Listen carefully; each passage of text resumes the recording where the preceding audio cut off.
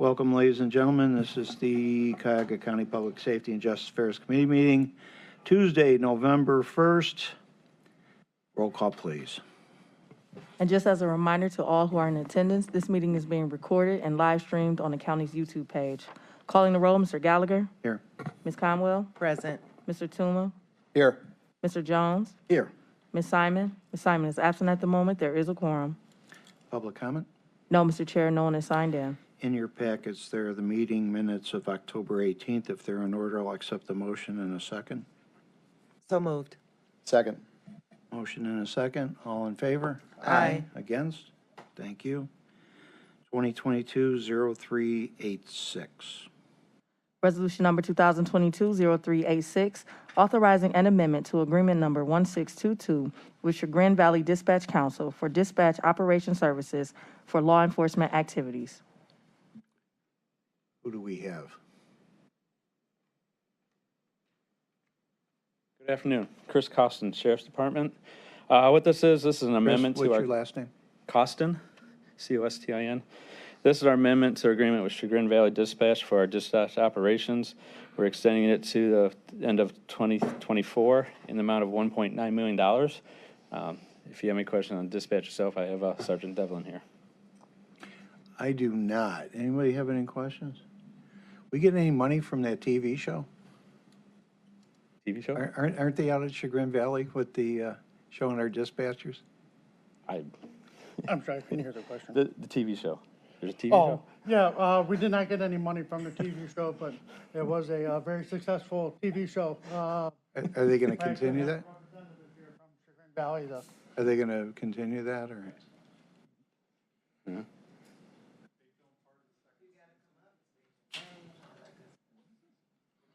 They actually have. Sorry, Dan Grimes, Chagrin Valley. I'm the Director of IT. So to answer your question, they filmed part of season 2 at our location. They went to another site. But we were filmed for the entire season 1, which was successful. So they continued the program through another season. So they filmed us for the half of the second season, some other site for the second half. Thank you. Interesting. Questions? Chagrin Valley is one, if not our oldest combined dispatch. It's got to be close. Yes, it started off at Chagrin Falls, which was a small group, and then it expanded to what it is today. We are the largest regional dispatch in Cuyahoga County by far, and probably the state of Ohio. Great. You guys do a really great job. Appreciate it. Thank you, sir. Okay. And I'm looking at the timeline is passed, so I would assume you want this passed immediately under suspension. Yes, please. If the committee is all right with it, I would move Resolution 2022-0386 to the full council under second reading suspension. Do I have a second? Second. Any further discussion? All in favor? Aye. Against? Thank you, gentlemen. 2022-0387.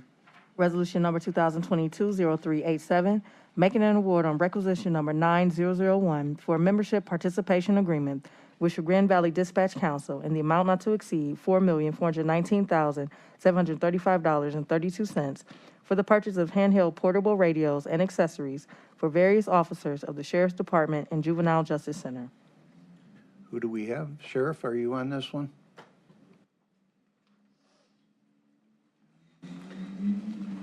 Good afternoon. These are for replacement handheld radios for the entire Sheriff's Department, corrections, law enforcement, and public safety officers. And Sergeant Devlin was the officer who facilitated the bids, and he's the expert on these radios, so I'm going to have him speak. Yes, sir. These are for the Sheriff's Department, administration, and the jail. I'm sorry, I apologize. I am hard of hearing. Oh, Okay. I'm sorry. So I may ask you to repeat something. I'm there too. I'm sorry. Could you tell us a little bit about where these are going and who's using them? Yes, sir. So in this RFP, we requested 1,000 radios. Excuse me, I'm the sorry, could breakdown you of the- come closer to the mic? Hey, could Oh, you I'm go sorry. to the mic then? Sorry. Excuse me. In this RFP, we requested 1,000 radios.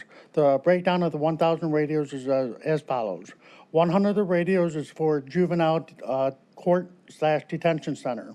They piggybacked off the sheriff's RFP. 250 of the radios are for the law enforcement division.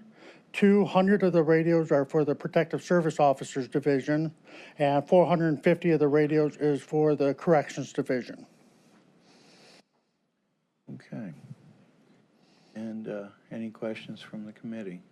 It's pretty straightforward. Yes, ma'am. You said 450? I'm sorry, ma'am? 450 radios for the For the corrections, for the correct. corrections. Okay, I just wanted to ask, is this something that we've done already? Is this something new or? So in 2012, the sheriff's department purchased a order of 200 radios for all of the law enforcement divisions. Since 2012, they've been buying 30 a year here and there, okay, just to replace broken radios and everything. In 2017, 2019, the jail bought approximately 200 radios for their jail operations. Based on the recommendations and everything from the county, that they needed more radios in the jail and everything, but when they purchased those radios, one thing that they didn't keep in mind in consideration was the man-down feature, okay? Safety feature that, you know, if a correctional officer is attacked, when they fall down to the ground, an alarm goes off, okay? So those radios that they purchased then, okay, did not have that feature. And then off of our experience, especially from the May riots, we learned that not only is interoperability very important between other agencies in the sheriff's department, but interchangeability was a major problem. We had officers stranded at the Justice Center who couldn't leave because of the riots and everything. We couldn't get extra radios, batteries, anything like that. We couldn't call the jail and ask them to bring down batteries or microphones because they had a different radio than we had. Same with riots over at Juvenile DH. We've responded there. We've been there 10, 12 hours. We couldn't borrow any of their stuff because they had a different type of radio. So one of my main purposes of this was for safety reasons to get everybody on the exact same radio and get them on a radio that's used by 80% of the county, also other law enforcement agencies. So when we do have a operations like we did in the May protests, okay, we have the not only interoperability with all the other departments and divisions, but we also have interchangeability with them also. Through the chair, what's your name, sir?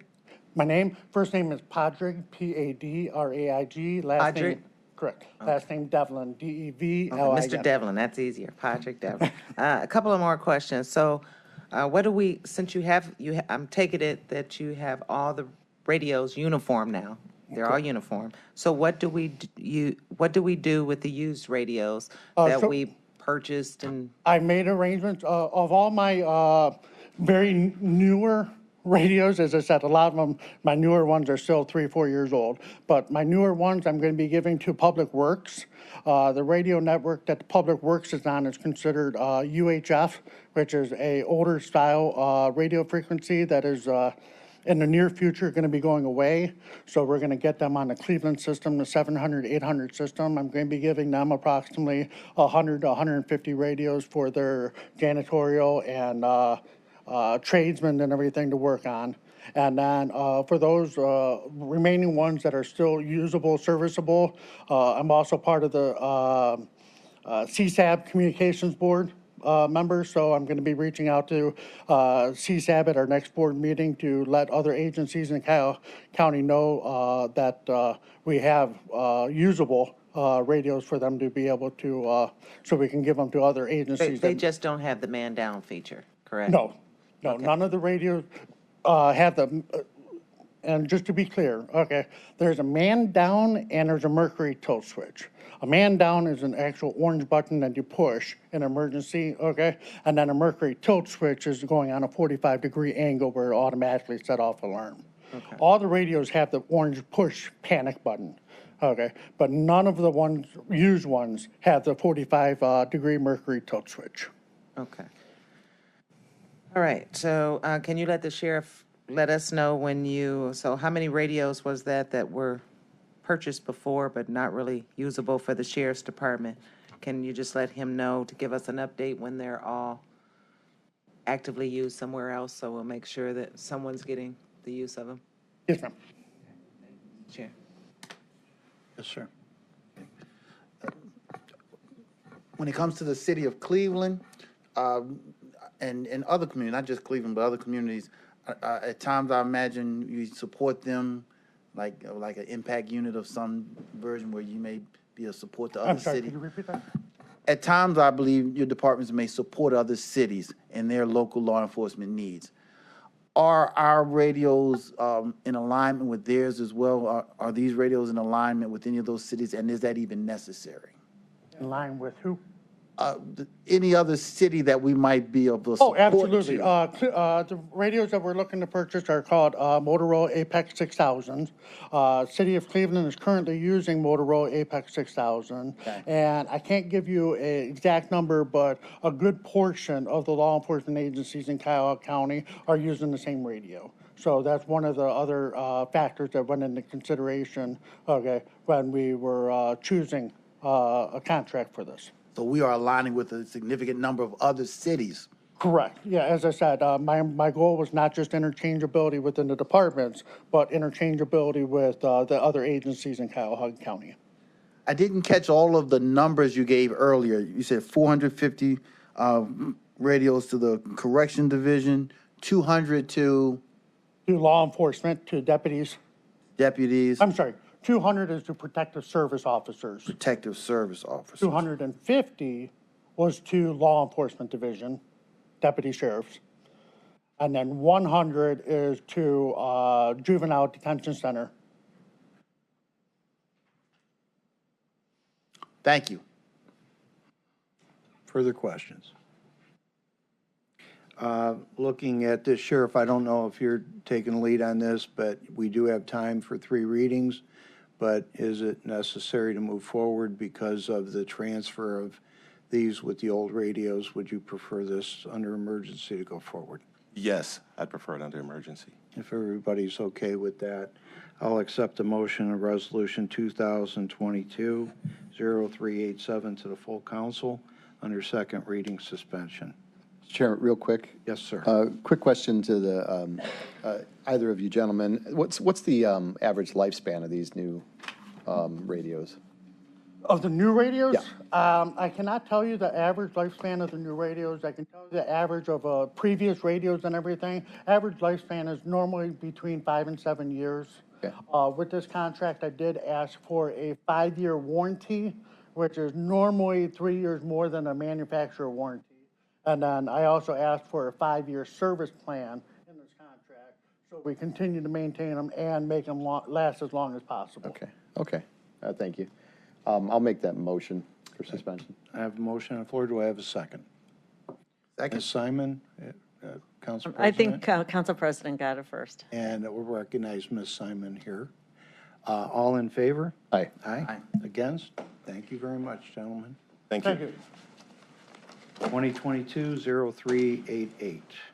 Mr. Chair, the only problem I have with that last contract, it's willing to go ahead, but is when departments come up here and talk about contracts and things like that, they never covered, man down buttons and all this. So now we've spent taxpayer dollars prior to getting radios that we really couldn't use. So just, I just have a problem with that.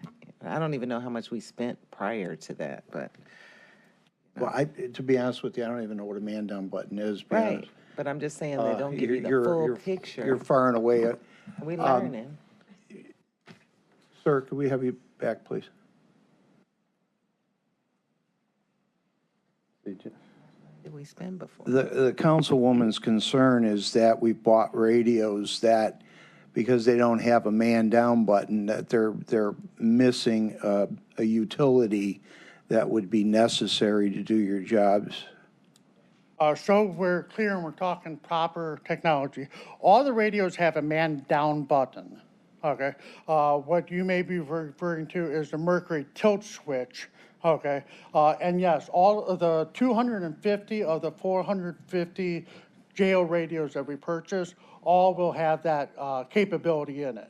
Okay, so the 250 with the Mercury tilt switch will take care of more than enough of the officers that work inside the pods, okay, that work by themselves and are in a situation where they need that Mercury tilt switch. I think more okay? my concern is the prior radios that we purchased.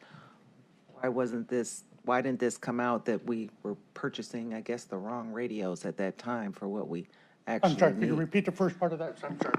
I think my concern is why previously we purchased the other radios that we're now trying to gift to people, and there was no explanation to us about a man-down button or anything that was needed on the radio. So I'm just wondering how that fell through the cracks.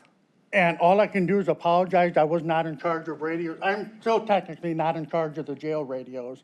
I just took the lead for the sheriff, okay, on getting all of his divisions together, okay, under one proposal, okay. In the past, I cannot explain why they were not purchased with the man down. Can you tell us when were they purchased, the last radios? As I said, to my knowledge, don't quote me on this, I believe it was around 2019 when they were purchased. Okay. I don't know if you. I'm not sure. Was the technology available? at Yes, the that time? technology was available back then. Yes, the Available. technology has been around, okay? As I said, I cannot answer that question. I'm not in charge of the jail radios. Well, I thank you for your presentation because many of us wouldn't have known about a man-down button. So that's all that we ask, Sheriff, is that everything is a complete description of whatever, because then maybe we could have caught that under a previous Right. previous I- office.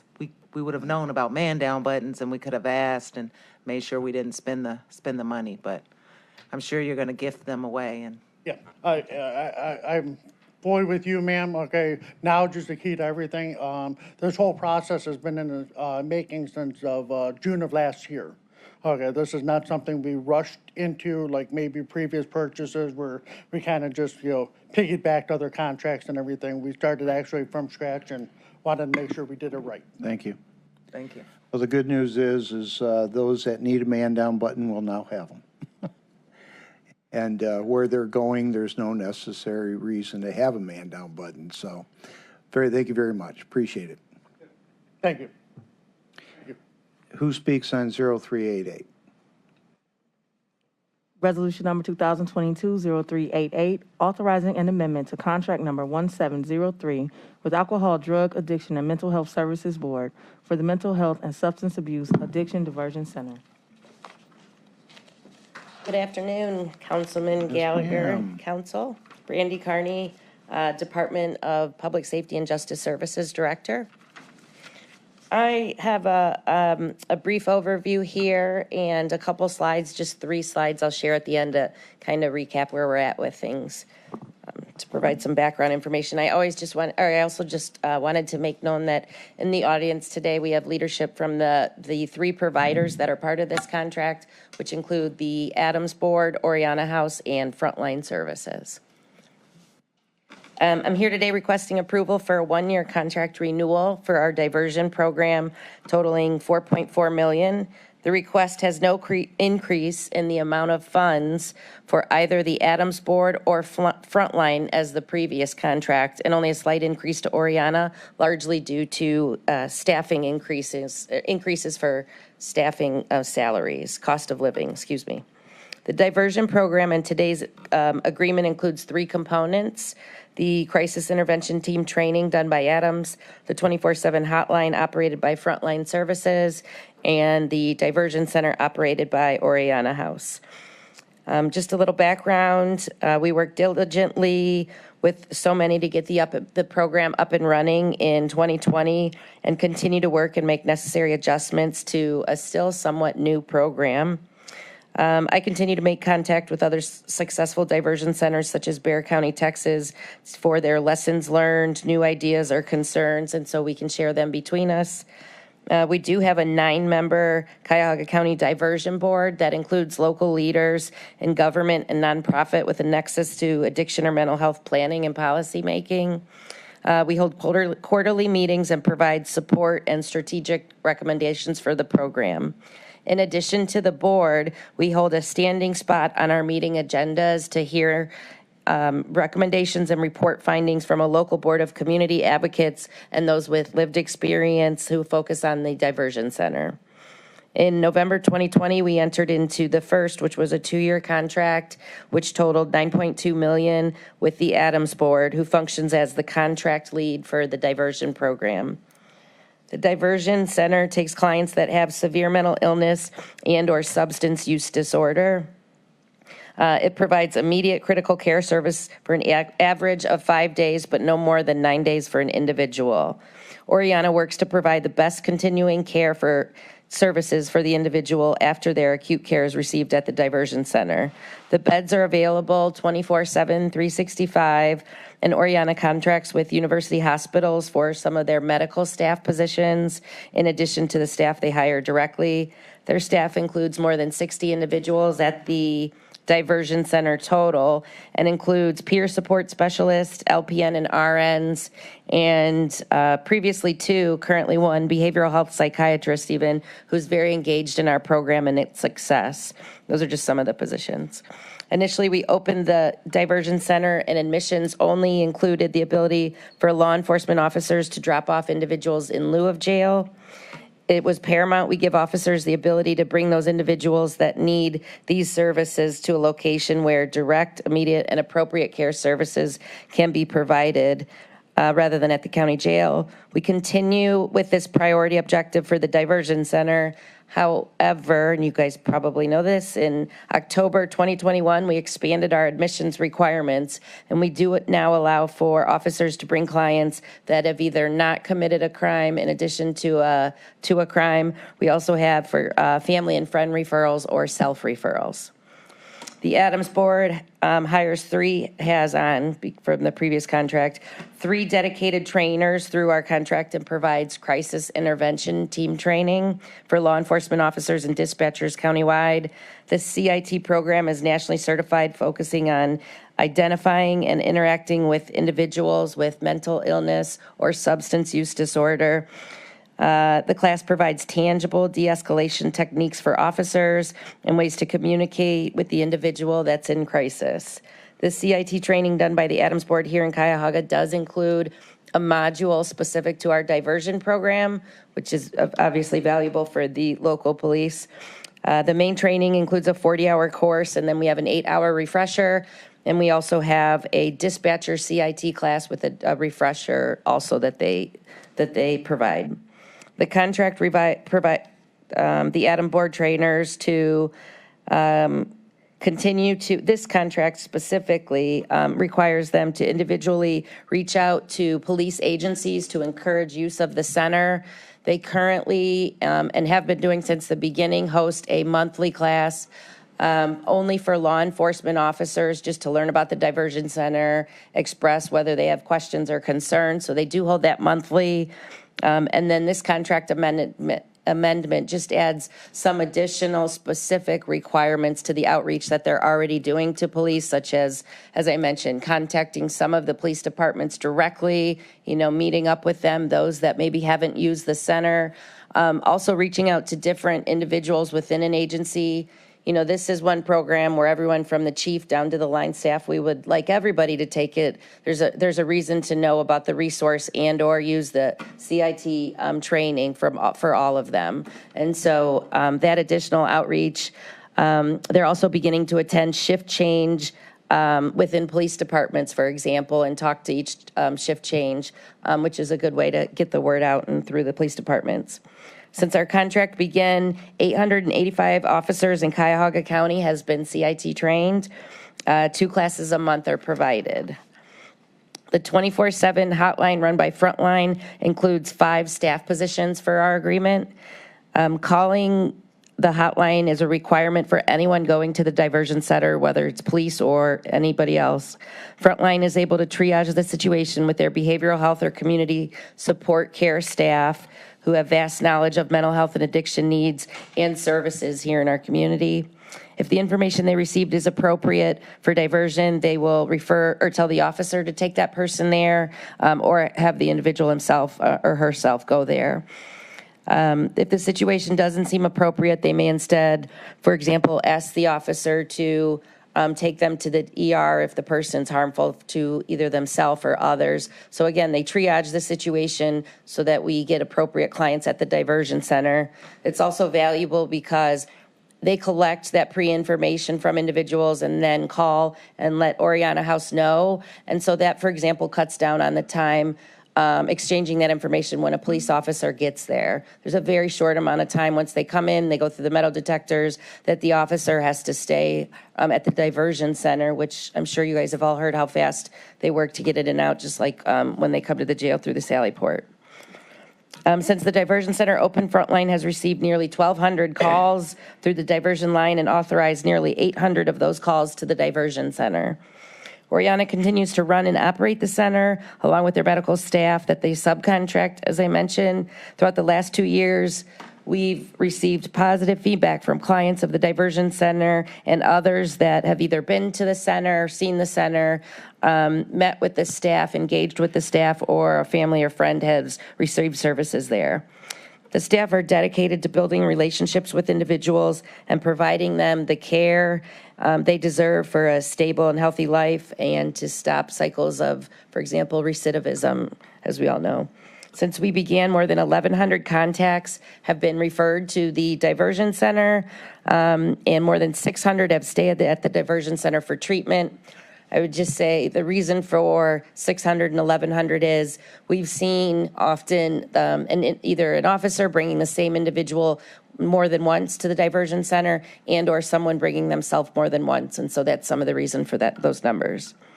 We have an amazing resource with the diversion center, and myself and others continue to work hard to encourage its use. A couple of things that we're currently also doing, in addition to the CIT comments I made before, to encourage use is we have multiple outreach materials depending on the audience and make sure they're distributed. We've included the law enforcement that I mentioned earlier, outreach. I regularly provide info about our diversion program and encourage its use to local organizations. I'm speaking at the Police Chiefs Association next month, for example. Same goes with Scott Osecki and other leaders from his organization. Do the same throughout the community, as well as the leadership at Oriana House. I've participated on multiple panels about the diversion center. Oriana continues to host tours for either government leaders or certain appropriate people to tell them about and let them see the diversion center.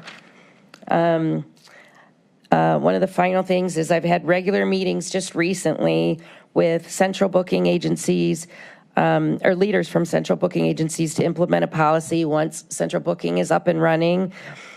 For individuals who maybe weren't diverted by a police and instead taken to our jail for their case to be reviewed by the prosecutor and or others such as jail medical and hopefully referred and taken to diversion at that point. So it's another opportunity to catch an individual where maybe the officer wasn't sure, didn't know about the diversion center. They could take them, and they come into the jail, but before they change out and go up into the jail, that they might be able to be diverted at that point. We have a number of pilot programs, for example, also going on. One is with the Common Pleas Specialty Courts to take appropriate individuals. So myself and others will continue these efforts. It's such an important resource in our county, and we want to make sure it stays available and that it gets used to its fullest potential. And I have 3 quick slides. Can we put those up there? Thank you.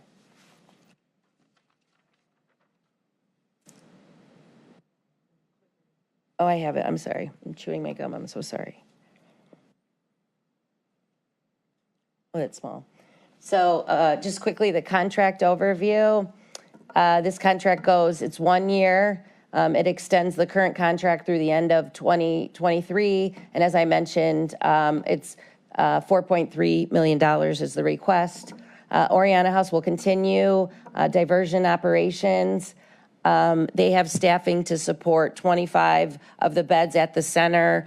Over time, a lot of this, it was new to us 2 years ago, so they have staffing where once it hits more than 25, that there's some increased staffing positions that they would need. So when the center hasn't been used as much as it could, available beds, we had to decrease some of the staff understandably over the first year of the contract to see like what that suite number was. So this gives them some flexibility there.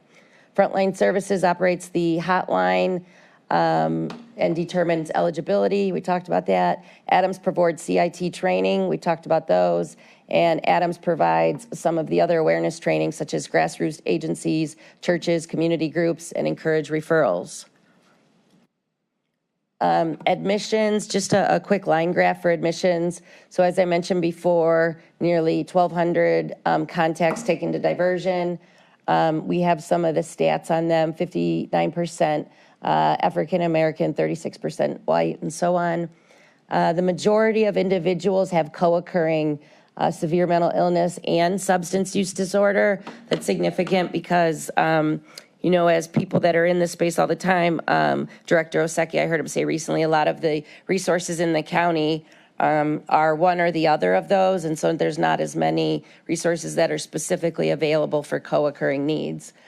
More than half of the individuals that have been to the diversion center are between 27 and 44. I mentioned over 2,000 calls made to Frontline for admissions, and currently the top law enforcement referral partners I've listed here. You know, this chart I put on here just to show, you know, this is a process. It takes a while. I mentioned Bexar County earlier. I remember when we started this, they said it really took their diversion center 3 years to get the clients to get up and running, to figure things out. And so, you know, we continue to increase use of the center.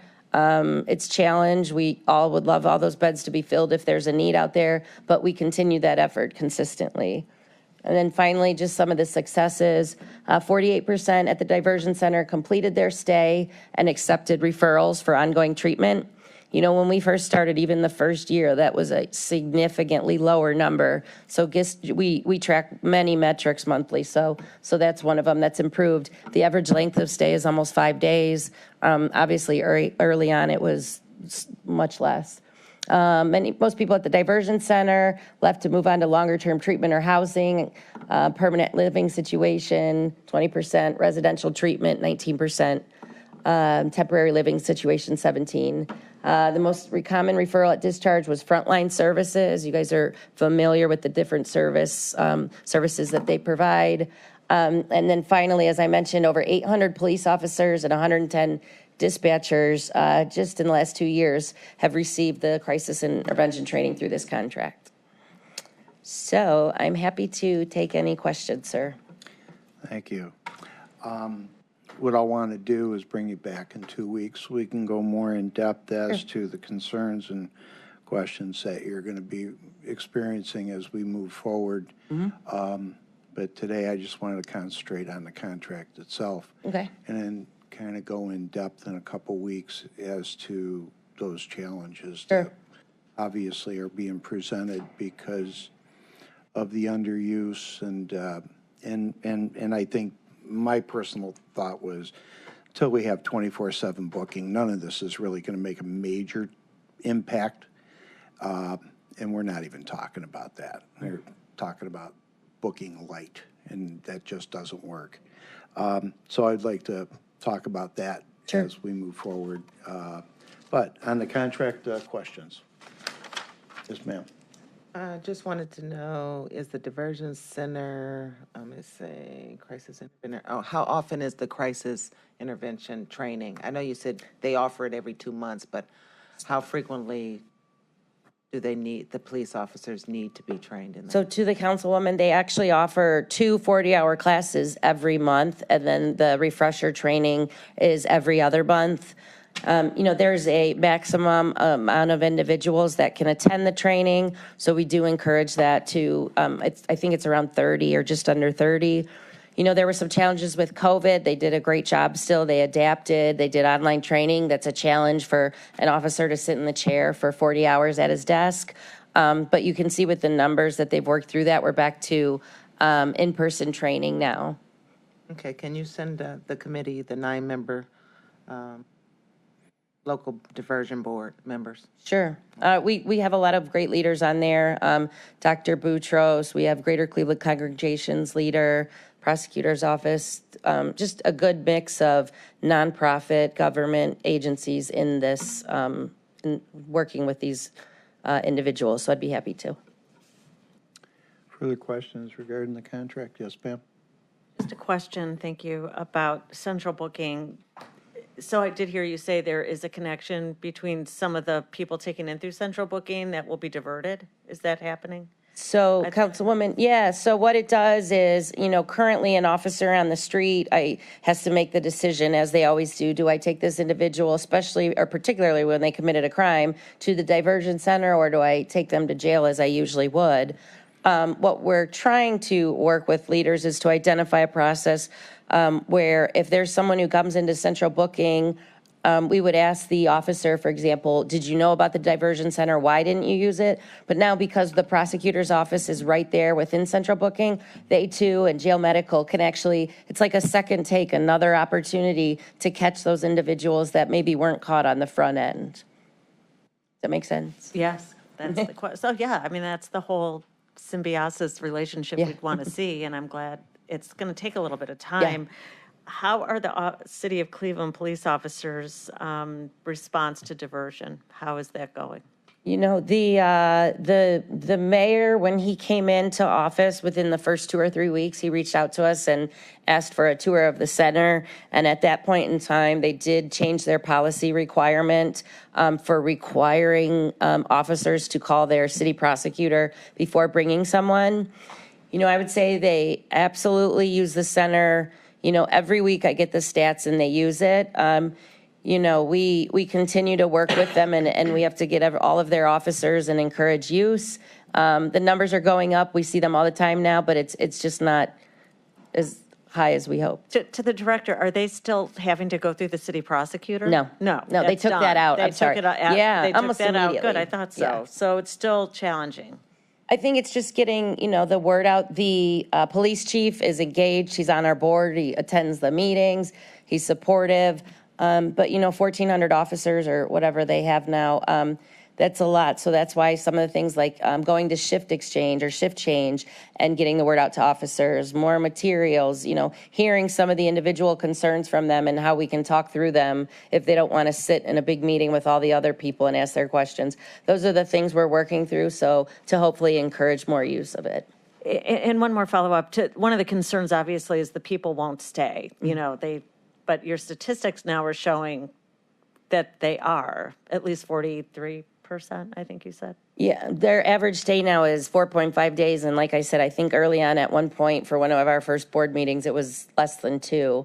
Again, the Oriana House staff really does an amazing job building a relationship with these individuals, making sure that, they feel supported in the center. And they just really do a good job. Someone might come and only stay a brief time or leave, but then they actually it often refers back and actually stays longer. And you can see, obviously I didn't chart this one, but just like the use of the center, it takes a while, but it's slowly going up. The same goes for average length of stay and people staying at the center that I've seen. So, I think if there's frequent flyers, which happens because of the mental health and addiction components to this, that they're going to come back, There's a lot. and each time this becomes like a family support that they don't otherwise have.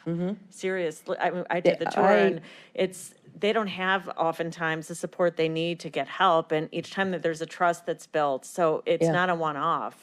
And that's an important piece of this to understand. It's so true. When I saw Oriana working with the staff and how much they really want to help these people and get them through this, they really do build that with them. It's pretty amazing. Okay. That's why I want to get into this further in 2 weeks, because another unintended consequence of not moving forward on a jail was that the psychology of building a new jail and having a centrally located diversion center where it wouldn't be attached to the jail, but would be inside of the jail. And psychologically, the person would probably not want to go to jail, would prefer diversion, and know if they leave, they're going over to jail. And central booking also will be part of that. So it was the perfect storm of goodness, balled up and thrown into the trash can. And we'll now start that process over again. And hopefully we can get reasonable minds in the room this time to understand that delay costs lives. And location is going to be important on this, but I want to get into that too. But we were presented the psychology on that. It was very interesting when we were discussing this in the Justice Center, Jail Justice Center Committee. Made a lot of sense, and we had some great experts in the room who now we don't have in the room anymore and probably never will. So that being said, any other questions on 0388? No, if not, I can make a motion. And the timeline looks like you can, we would Go probably. through three. So we have, oh, this is where I need Mary Beth, because so the contract starts at the beginning of the year, so, So we can go I- with the three then. yeah, I had actually planned this out, yes, I apologize, yeah, we can go with, I just At want to least, make, yeah. just want to make sure. Yeah. Okay, if everybody's done, I'll accept a motion for 2022-0388 to the full council for second reading. So moved. I have a motion and a second. Any further comment, question, Thank you. concern? All in favor? Aye. Against? Thank you. thank you very much. Miscellaneous business. Hearing none.